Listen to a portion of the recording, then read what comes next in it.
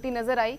इतना बड़ा score board देख के शायद मुझे लगता है कि थोड़ा लड़खड़ा गई। लास्ट के ओवर में बहुत ज़्यादा डेथ ओवर्स में काफ़ी ज़्यादा पिटाई हुई आरसीबी की, तो मुझे लगता है कि शायद आज बैट्समैन और बॉलर्स दोनों की कमी की वजह से आरसीबी हारी। अच्छा, एक सवाल है अंकिता, कल मैंने मुंबई को सपोर्ट नहीं किया था, इसलिए आज आपने आरसीबी को सपोर्ट नहीं शायद किया? वो आपको शार्प लगा हो, मतलब आपने खुल के मेरा शार्प लगा दिया। हाँ, मुझे लगता है कि आपने मेरा सपोर्ट खुल के नहीं किया, तो मैंने भी आपका सपोर्ट नहीं किया था और मैं ठीक भी हुआ था। मुंबई का मैंने अपोज किया था और मुंबई हार गई थी, तो मैंने भी आज आरसीबी को सपोर्ट नहीं किया, आरसीबी हार गई। चलिए, तो ये बराबर कर रही है। प्रतीक, क्या लगता है यार, क्या समस्या क्या है इस टीम के साथ? गेंदबाजी तो चलिए ठीक है, आपकी कमजोर है, वो तो जग जाहिर है, लेकिन ऐसी बल्लेबाजी जो आपको पता है कि भाई विराट कोहली चले गए तो कोई नहीं मारेगा। मुझे जो लगता है आरसीबी का लोअर ऑर्डर बिल्कुल भी काम नहीं कर रहा। उनकी तरफ से दिनेश कार्तिक, साई प्रभु देसाई, लोमरोर ने तो आज अच्छे रन बनाए, बट उनके अलावा ऊपर के 3 के अलावा नीचे 3 कोई अच्छे खासे रन नहीं बना पा रहे। वो मुझे लगता है कि हाँ, आरसीबी की तरफ से मिडिल ऑर्डर थोड़ा अच्छा नहीं है उनका। लोअर ऑर्डर भी बिल्कुल काम नहीं कर रहा है कि ऊपर के अगर 3 लग गए, ऐसे ही बहुत सारे मैचेस हो गए। एक बार चेन्नई का मैच हुआ था, ऊपर के ग्लेन मैक्सवेल और फाफ डु प्लेसिस ने मैच का बना दिया था अच्छा खासा, वो 16 ओवर तक बिल्कुल उनके पास जा रहा था, फिर वो अंत में आके हार जाते हैं। तो ऐसा ही मुझे लगता है कि यही रीज़न था कि जब तक विराट कोहली खड़े हुए थे तब तक ऐसा बिल्कुल लग रहा था कि वो मैच जिता पाएंगे आरसीबी को, बट जैसे विराट कोहली आउट हुए सबने उम्मीदें छोड़ दी थी कि अब ये मैच आरसीबी के लिए बचा नहीं था। और देखिए, कल भी हम ये बात कर रहे थे कि अगर 3 प्लेयर्स आगे के नहीं खेलते हैं तो फिर आरसीबी के लिए थोड़ी मुश्किल होने वाली है।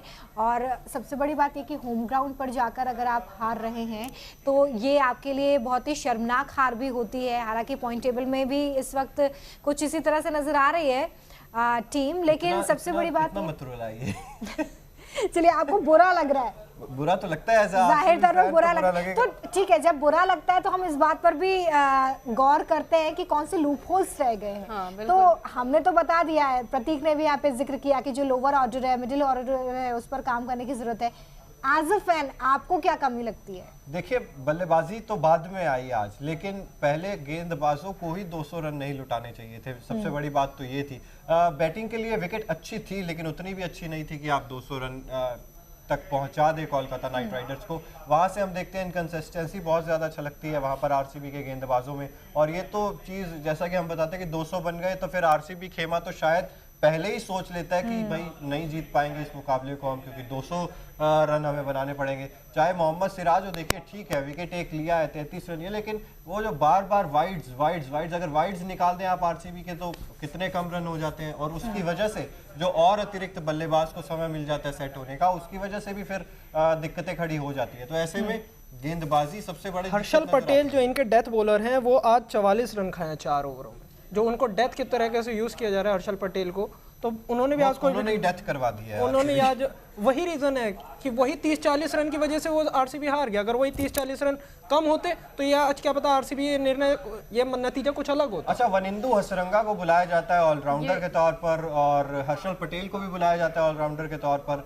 तो ये ऑलराउंडर्स हैं या ये गेंदबाज ही हैं? और गेंदबाज भी हैं तो हर्षल पटेल तो चलिए गेंदबाज भी नहीं नजर आ रहे हैं अब, और ये बल्ले से कुछ योगदान दे नहीं बिल्कुल। और मुझे लगता है कि आरसीबी जो है वो डिपेंड है 3 प्लेयर्स के ऊपर। विराट कोहली ने अगर बना दिया, डुप्लेसी ने बना दिया। आज देखिए मैक्सवेल और डुप्लेसी चले नहीं, तो मुझे लगता है कि अगर देखिए बड़े स्कोर से हारी है और आरसीबी पहले भी हार चुकी है। मुझे लगता है कि आरआर के खिलाफ कोई मैच था, उसके पहले भी 200 चेस के। हाँ, इतनी खुशी तो मतलब हमें नहीं 200 वाले रन से तो हारी थी। केकेआर के खिलाफ था शायद वो मैच। हाँ, रिंकू सिंह ने ही शायद वो पारी केकेआर के खिलाफ भी था और चेन्नई के खिलाफ भी था। देखिए, इससे ये बात साबित हो जाती है चिराग, जैसे कि कल हम भी डिस्कस कर रहे थे कि अगर आपका एक ऑर्डर वीक है तो आपको दूसरे ऑर्डर जो आपकी मजबूती है उसको बहुत अच्छे से पेश करना होगा। लेकिन आज आरसीबी वो भी नहीं कर पाई। जब पता है कि हमारा जो लोअर ऑर्डर है वो इतने अच्छे तरीके से परफॉर्म नहीं कर रहा है, बावजूद इसके जो टॉप ऑर्डर्स के हम बात कर रहे हैं कि 3 प्लेयर्स नहीं चल पाए, सिर्फ विराट चल पाए, तो उसकी वजह से 1 ओवर 25 रन खा गए और उसके बाद शक्ल भी नहीं दिखाई इन्होंने। कहाँ से मतलब आप इन्हें बैटिंग के लिए ना 1 डाउन भेजा गया था। 1 डाउन भेजा गया था। ये आप बताइए आपकी टीम के प्लेयर्स हैं ये। मैक्सवेल को 1 डाउन नहीं भेजा इन्होंने, शहबाज अहमद को 1 डाउन भेजा। फैफ डु प्लेसिस और हाँ वही है ना कि देखिए आपको समझना पड़ेगा, देखिए इंजरी कंसर्न है सभी टीमों के साथ है। आपके पास रजत पाटीदार नहीं है आप कह सकते हैं, आपके पास गेंदबाजी में जोश हेजलवुड नहीं है, लेकिन इंजरी कंसर्न तो सभी टीम्स के साथ है ना। लेकिन चिराग मुझे लगता है हर बार हम बॉलर्स को इतना भी ज्यादा वो नहीं करें, क्योंकि पिछली बार हर्षल पटेल ही एक अच्छे प्लेयर के तौर पर उतरे थे और उन्होंने ही जीत दिलाई थी। आरआर के खिलाफ शायद वो मैच था। नहीं लेकिन आपको सिर्फ एक मैच जिताने के लिए तो नहीं रखा हुआ ना, आपको कंसिस्टेंसी, आप एक हरवा सकते हो 4 जिताने के बाद, लेकिन आप 4 हराने के बाद एक उस दिन तो आपने बड़ी तारीफ की थी हर्षल पटेल की, लास्ट ओवर डेथ ओवर्स में उन्होंने अच्छा परफॉर्म किया था। मैंने तारीफ उस मैच में की थी कि आज हर्षल पटेल ने अच्छी गेंदबाजी की, अगर कल अच्छी गेंदबाजी करेंगे तो मैं यही कहूंगा कि कल अच्छी गेंदबाजी की है। अभी भी डेथ बॉलिंग मुझे नहीं लगता है कि हर्षल पटेल जो 2021 में थे वो ना 2022 में दिखे और ना 2023 में दिख रहे हैं। बिल्कुल डेथ बिल्कुल खत्म हो चुकी है आरसीबी की। और मेरा सबसे बड़ा रीजन भी है कि बहुत सारे बॉलर्स जो ऐसे हैं कि मतलब विकेट ही नहीं ले पा रहे हैं, बहुत सारे रन लीक कर रहे हैं। पहले स्टार्टिंग में थोड़ा सिराज अच्छे दिखते हैं, फिर उन्हें मिडल पे बुलाया जाता है, फिर वो वहाँ से रन लीक करने स्टार्ट कर जाते हैं, वाइड्स बहुत ज़्यादा डालते हैं। बिल्कुल, और वाइड्स वाली तो देखिए समस्या है ही, और ये चीज़ तो अब कंट्रोल गेंदबाजों को ही करनी पड़ेगी। और मोहम्मद सिराज की बात करें तो वो भी ऐसा लग रहा है कि उतनी ज़्यादा धार में नज़र नहीं आ रहा, और अगर मोहम्मद सिराज धार में नज़र नहीं आ रहे, अपनी लय में नज़र नहीं आ रहे हैं, तो ये तो टीम इंडिया के लिए भी तो नुकसान है ना, क्योंकि आपने वर्ल्ड टेस्ट चैंपियनशिप भी तो खेलना है इसके बाद। देखिए ये बात हम कल भी कर रहे थे कि ये टूर्नामेंट तो ठीक है, आईपीएल तो आप खेल ही रहे हैं, लेकिन इसके बाद जो टूर्नामेंट्स आपको खेलना है उसके लिए भी ये एक बड़ा क्वेश्चन मार्क है कि आपका परफॉर्मेंस यहाँ पर कैसा है। जैसे हम कल रोहित शर्मा को लेकर बात कर रहे थे कि बल्ला उनका चल नहीं रहा है, कैप्टनसी भी वीक नज़र आ रही है, जिसकी वजह से लगातार मुंबई जो है वो हार का सामना करना पड़ रहा है उसे। तो जाहिर तौर पर जो प्लेयर्स यहाँ पर अच्छा परफॉर्म नहीं कर रहे, क्योंकि अभी तक तो ये भी थ्योरी काम करती थी कि जो इंटरनेशनल टूर्नामेंट्स हैं, जो होम ग्राउंड पे मैच खेले जा रहे हैं, वहां पर टीम इंडिया के प्लेयर्स परफॉर्म नहीं करते, लेकिन आईपीएल में जाकर परफॉर्म करने लगते हैं। लेकिन इस बार मुझे लगता है कि बहुत सारे प्लेयर्स वहां पर भी सिर्फ केएल राहुल के लिए कहा था। चलिए कुछ प्लेयर्स फिर भी अभी नजर आ रहे हैं जो परफॉर्म नहीं कर पा रहे हैं। तो बड़ा सवाल यही है कि जब आप यहाँ पर परफॉर्म नहीं कर पा रहे हो, छोटा फॉर्मेट है, आपको जल्दी खेलना है, उस फॉर्मेट में अगर आपके बल्ले से रन नहीं निकल पा रहे हैं, तो फिर बड़े फॉर्मेट्स में या इंटरनेशनल ज़मीन पर आपको जब जाकर खेलना है तो वहाँ पर आप किस तरीके से परफॉर्म करेंगे। लेकिन जाहिर तौर पर जिस तरीके का आज परफॉर्मेंस रहा है उसके बाद मंथन होगा, क्या कुछ चेंजेस भी हो सकते हैं? चेंजेस तो देखिए फोर्स चेंजेस अगर कुछ होंगे तो होंगे, क्योंकि अगर जॉश हेजलवुड वापस आ जाते हैं तो उम्मीद तो थी कि आज भी आ जाएंगे, क्योंकि मैच से पहले खबर आई थी कि 100% फिट हो चुके हैं, लेकिन वो फिट नहीं है। अब फाफ डु प्लेसी पूरी तरीके से फिट नहीं है, इंजरी कंसर्न्स है, तो शायद कुछ फोर्स चेंजेस लेने दिनेश कार्तिक की जगह अनुज रावत को लिया जा सकता है नहीं, अगर विकेट कीपिंग के लिए? नहीं लगता, विकेट कीपिंग आपकी कमजोर हो जाएगी एक तरफ से, मुझे ऐसा लगता है। और दिनेश कार्तिक वही है ना कि आप ऑल ऑफ द सडन इतने बड़े खिलाड़ी को बाहर नहीं बिठाना नहीं चाहेंगे। दिनेश कार्तिक से भी उम्मीदें जता रहे थे, मतलब एक्सपीरियंस आप शायद उस तरीके से कम नहीं करना चाहेंगे। पिछले आईपीएल में परफॉर्म अच्छा किया था दिनेश कार्तिक ने, इस आईपीएल में अभी बल्ला ही नहीं चल रहा है उनका, मतलब एक अच्छी पारी देखने की उम्मीद है। तो आप मतलब कि टीम से बाहर नहीं करना चाहेंगे? बिल्कुल मुझे नहीं लगता है कि तो फिर क्या दिनेश कार्तिक का लास्ट आईपीएल हो सकता है? हाँ, दिनेश कार्तिक का ये लास्ट आईपीएल जरूर हो सकता है, वो इसीलिए क्योंकि उम्र हो चुकी है, अब लग रहा है भाई कि धीरे धीरे वो जो डिप हो रहा है उनका प्रदर्शन, तो इस वजह से मुझे लग रहा है कि दिनेश कार्तिक का ये आखिरी आईपीएल हो सकता है। और लेकिन चेंजेस कुछ अगर होते हैं तो मुझे लगता है कि सिर्फ जॉश हेजलवुड के आने से एक वो चेंज हो सकता है, बाकी मुझे नहीं लगता कि कोई चेंज यहाँ पर जरूरत है। इतना लंबा टूर्नामेंट कैसे खेलेंगे अगर चेंजेस नहीं करते या फिर मंथन नहीं करते हैं, परफॉर्मेंस में कोई भी अप एंड डाउन नहीं देखने के लिए मिलता है, तो कैसे आगे के मैचेस में सरवाइव कर पाएगी आरसीबी? नहीं, उनके पास ऑप्शंस भी इतने ज्यादा हैं नहीं आपके पास, जैसा कि अभी प्रतीक ने बताया कि अनुज रावत है आपके पास, ठीक है, एक आध मैच शायद उनको खिलाया भी था, सब्स्टिट्यूट के तौर पे खिलाया था।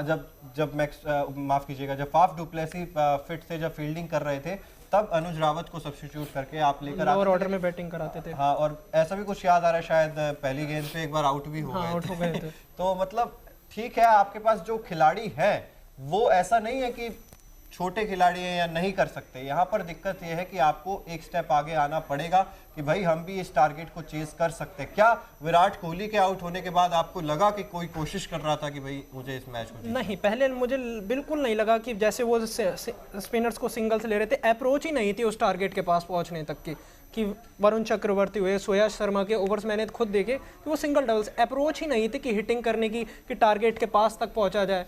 फिर जैसे ही जैसे ओवर्स निकलते रहे बढ़ता रहा, जैसे ही प्रेशर बढ़ता रहा वैसे ही विकेट्स लीक होने लगे। एंड में आते आते 2 ओवर में कुछ 3 ओवर में 48 रन चाहिए थे। फिर उसके बाद एक और ऐसा ओवर आया कि अंद्रे रसल ने डाला, फिर उसके बाद लगभग पूरा मैच खत्म हो गया था। दिनेश कार्तिक आउट हुए, उसके बाद सारा मैच खत्म हो गया था। बिल्कुल। और क्या लगता है अंकिता, क्या मंथन करने की जरूरत है हमारी टीम को, आरसीबी को? मुझे लगता है बॉलिंग में ज़्यादा ज़रूरत है, थोड़ा सा बॉलिंग सुधारनी पड़ेगी। और मुझे लगता है कि मिडिल ऑर्डर को थोड़ा और अच्छे से एक पारी को आगे बढ़ाने के लिए, क्योंकि हम 3 प्लेयर्स पे डिपेंड नहीं हो सकते हैं, विराट कोहली, मैक्सवेल, डुप्लेसी। क्योंकि देखिए इस बार मैक्सवेल और डुप्लेसी का बल्ला चला नहीं है, तो मुझे लगता है कि थोड़ा सा मिडिल ऑर्डर को ध्यान में देते हुए ऑलराउंडर, आपने जैसे बोला कि हसरंगा और Harshal Patel as a allrounder team में है, तो उनको ऑलराउंडर की वो भूमिका निभानी मुझे लगता है चाहिए। हाँ बिल्कुल, क्योंकि आप सामने वाली टीम में देखिए ना, आपका जीत का फैक्टर क्या रहा? आंद्रे रसल ने बल्ले से रन नहीं बनाए, लेकिन गेंदबाजी में सबसे बड़ी विकेट विराट कोहली की उन्होंने चटकाई है, तो वहां पे आप देख सकते हैं। और डेथ में भी बहुत अच्छी बॉलिंग करते हैं। तो ऐसे में आपको पता होना चाहिए कि एक चीज में अगर मैं नहीं चल रहा हूँ तो मुझे दूसरी जगह पे योगदान। और हर्षल पटेल तो मुझे नहीं लगता कि मैंने एक अरसा हो गया शायद उनके बल्ले से रन निकलते देखा हुआ, और उसी वजह से ही शायद अब सब्स्टिट्यूट करके उनको प्रॉपर गेंदबाज ही मानते हैं। नहीं तो यार आप सिराज को बाहर नहीं कर रहे, आप हर्षल पटेल को सब्स्टिट्यूट कर रहे हो, तो निश्चित तौर पर आपको उनकी बल्लेबाजी पे भरोसा नहीं है। बिल्कुल भी नहीं है। अब हर्षल पटेल ने आज पूरे 4 ओवर में 44 रन गए, और इस आईपीएल में बिल्कुल दिखा ही नहीं कि कोई लय में बॉलिंग कर रहे हैं। डेथ के लिए उनके यॉर्कर्स अच्छे एक्यूरेट नहीं पड़ रही, वाइड ज़्यादा डाल रहे हैं, नो बॉल्स ज़्यादा डाल रहे हैं।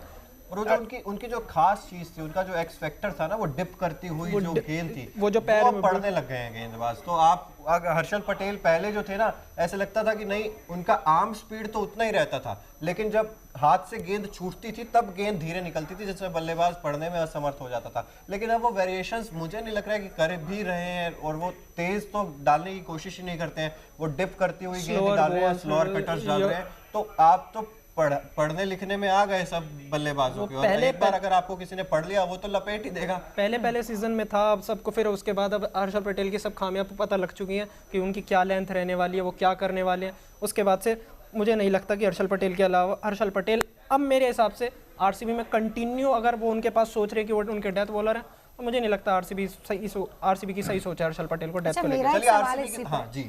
मेरा जैसे कि आप लोगों ने भी डिस्कस किया कि अब लेंथ या जो खेलने का पैटर्न है वो प्लेयर्स का पता होता है। देखिए अब इतने प्लेयर्स हैं जो आईपीएल को कई मैचेस में एक साथ खेल चुके हैं, कई टीमों में एक साथ खेलते हैं। उससे पहले अगर इंडियन प्लेयर्स की बात करें तो पता है कि रोहित शर्मा का खेलने का स्टाइल क्या है, या गेंदबाज जो है वो किस तरह की गेंद डालेगा। तो कई बार क्या ये फैक्टर भी एक प्रेशर क्रिएट कर देता है प्लेयर के ऊपर, या तो वो बॉलर हो या तो वो बैट्समैन हो, कि हमें पता है कि सामने वाला किस तरीके से गेंद डालने वाला। कई बार वो इससे कोप अप कर जाते हैं, कई बार नहीं कर पाते। तो क्या ये भी एक प्रेशर क्रिएट करता है? बिल्कुल, देखिए ये तो जंग है ही। अब हम देखते थे पहले मुंबई इंडियंस के लिए कृणाल पांड्या, हार्दिक पांड्या एक साथ खेलते थे, लेकिन अब क्या हुआ, हार्दिक पांड्या गुजरात टाइटंस के साथ चले गए, कृणाल पांड्या लखनऊ सुपर जायंट्स के साथ चले गए। अभी गुजरात और लखनऊ का जब मैच हो रहा था तब कमेंटेटर्स भी ये बात करते थे, और ये चीज साफ दिख रही थी कि दोनों को एक दूसरे की कमजोरियां पता थी। वो तो चलिए मुंबई इंडियंस आप छोड़ दीजिए, एक साथ खेलते थे, वो तो दोनों भाई हैं, तो बचपन से एक साथ खेलते आए हैं। तो निश्चित तौर पर आपको एक दूसरे की कमजोरियां, एक दूसरे के पॉजिटिव पॉइंट्स पता होने से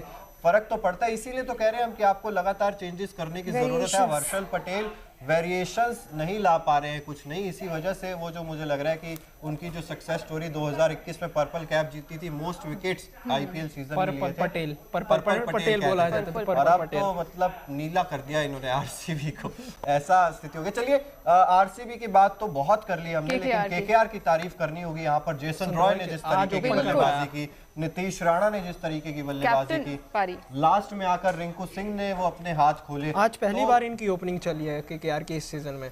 वो वेंकटेश अय्यर, जगदीशन, नीतीश राणा, बिल्कुल जो एंकर की भूमिका निभाई है, ओपनिंग बैट्समैन वो ज्यादा से ज्यादा रन बनाया, और मुझे लगता है मिडिल ऑर्डर भी काफी अच्छा रन बना के गया। आरसीबी को थोड़ा सीखने की जरूरत है चिराग। किससे? केकेआर से तो सीखने की जरूरत है, क्योंकि आपकी टीम मजबूत टीम में गिनी जाती है। केकेआर का लोअर ऑर्डर बहुत अच्छा काम कर रहा है। केकेआर से सीखे जो पॉइंट्स टेबल में अभी भी नीचे हैं। देखिए पॉइंट्स टेबल की बात तो मत ही करिए, ऐसा नहीं, पॉइंट्स टेबल की बात क्यों नहीं करेंगे? अभी तो मत ही करिए, आपकी टीम तो अभी हार गई है। अरे ठीक है, हार गई है, 5वें नंबर पर ही है पॉइंट्स टेबल में अभी भी, लेकिन केकेआर 7वें नंबर पर ही है। 1-2 मैच का कोई फर्क नहीं होता, वो ऊपर नीचे चलते रहते हैं। घड़ा धीरे-धीरे करके, घड़ा जो है वो धीरे-धीरे करके बढ़ता है। तो केकेआर से सीखे जो दिल्ली से हार गई थी, कैसे बात कर रहे हो आप?